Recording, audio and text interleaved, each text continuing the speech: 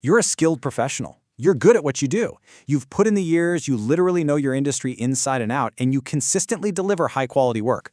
But what if I told you that right now, your absolute biggest competitor isn't some new ultra-advanced software that's coming to take over the world? It's actually your colleague. Yeah, it's Sarah from marketing. Or maybe it's David from finance. It's the person who just learned a few really simple AI tricks and is suddenly, inexplicably, outperforming you. They're getting the praise, they're landing the cool projects, and quite frankly, they're making you look like you're just standing still. Welcome to This Explainer. Today, we are going to unpack exactly why this is happening, how AI fundamentally changes your professional value, and, more importantly, how you can become the person with the superpower. Look, let's be totally honest here. For the past couple of years, the conversation around the office has had this quiet, nervous edge to it. We all see the headlines about AI. We hear CEOs constantly talking about efficiency and automation, and this nagging question just pops into your head.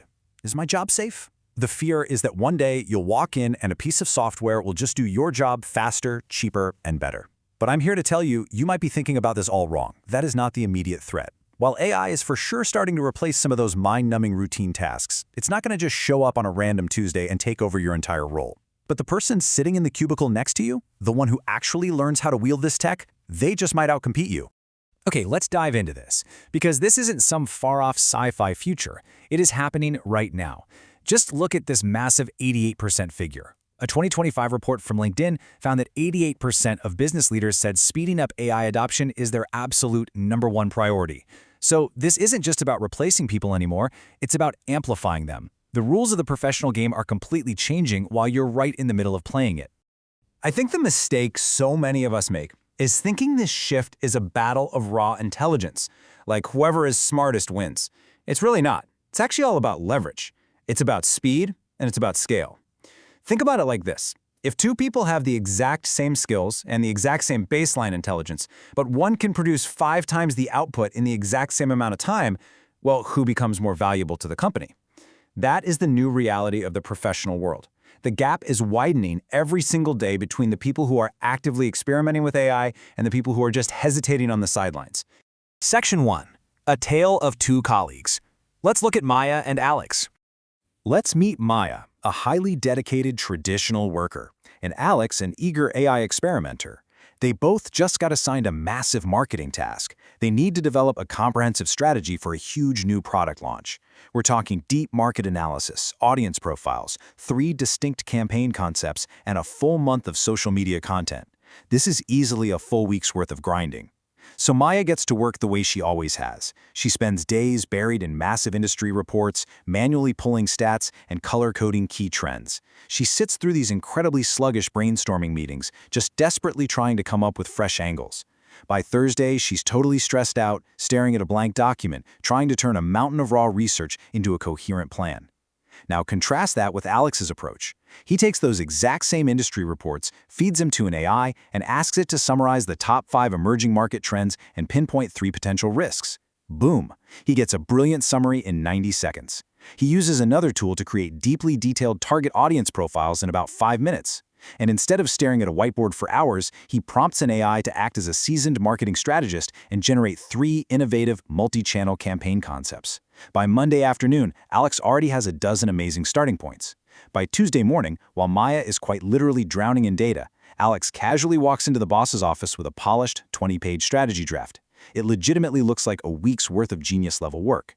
Section 2. From maker to director. A shift in role. Now, if Maya's struggle made you squirm a little bit because you totally see yourself in her shoes, good. But here is the massive aha moment. Alex isn't a genius. He really isn't. He just has a toolkit of leverage that you can learn too. This is absolutely crucial for understanding how professional value has completely evolved. Your value has fundamentally shifted from being a maker to being a director. Your primary job is no longer to just do all the grueling work from scratch with your bare hands. It's about orchestrating the work.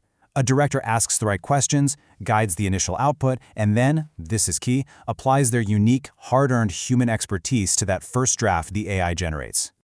Think about it this way. You don't try to outcalculate a spreadsheet, do you? No way. You use it to become a better analyst. You don't try to memorize the whole internet to compete with a search engine. You use it to become a lightning-fast researcher. You need to start thinking of AI in the exact same way. It is absolutely not your competition. It's a brand new layer of infrastructure that sits right beneath your existing skills to elevate them.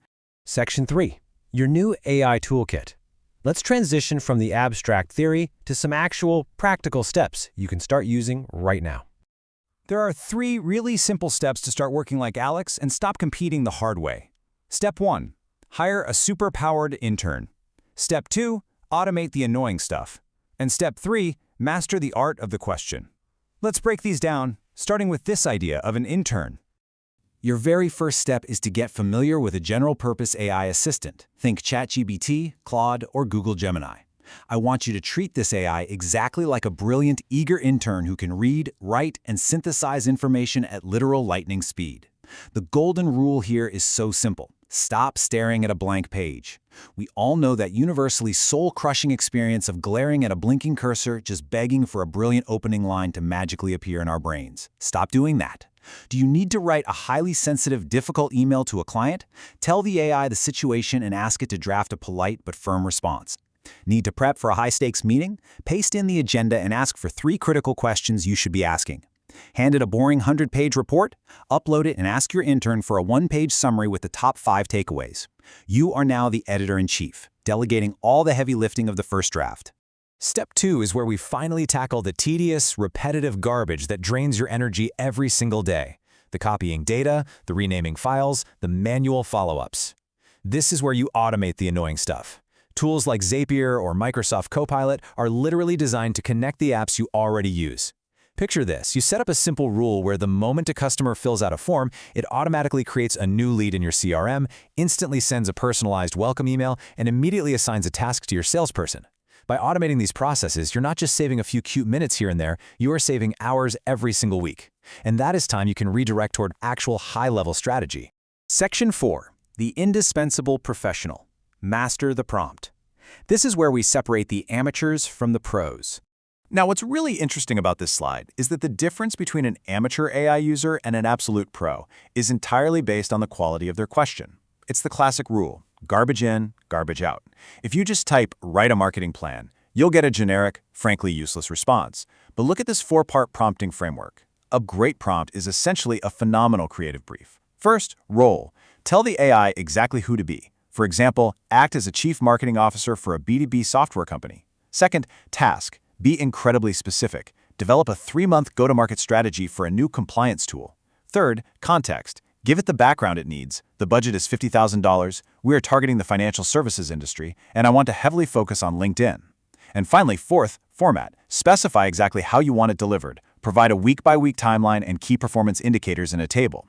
Do you see the difference there? Mastering this exact anatomy is how you get mind-blowing results instead of just mediocre ones. So let's rewind our story for a second. Let's look at Maya again, but this time imagine she is armed with this exact toolkit. On Monday, when that massive assignment drops on her desk, she doesn't panic. She doesn't dive headfirst into days of manual research. Instead, stepping into her role as the director, she spends 30 minutes meticulously crafting highly precise prompts based on that 4-part framework. Her AI assistant instantly gathers the market research and generates those initial personas. Then, Maya gets to spend the rest of her day using her deep, incredibly valuable human industry experience to validate the AI's output, spot any weird flaws, and add her unique strategic layer on top. And this brilliantly illustrates the real transformation here.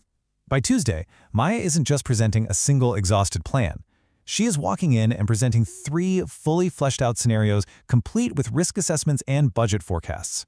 She used AI to do all the grunt work, completely freeing her up to do what humans do best: strategize and make complex, high-level judgments. Maya is no longer just keeping up with everyone else, she is setting the pace. She went from just being an efficient worker to being completely indispensable, all because her professional value is now tied to her ability to intelligently direct tasks at scale.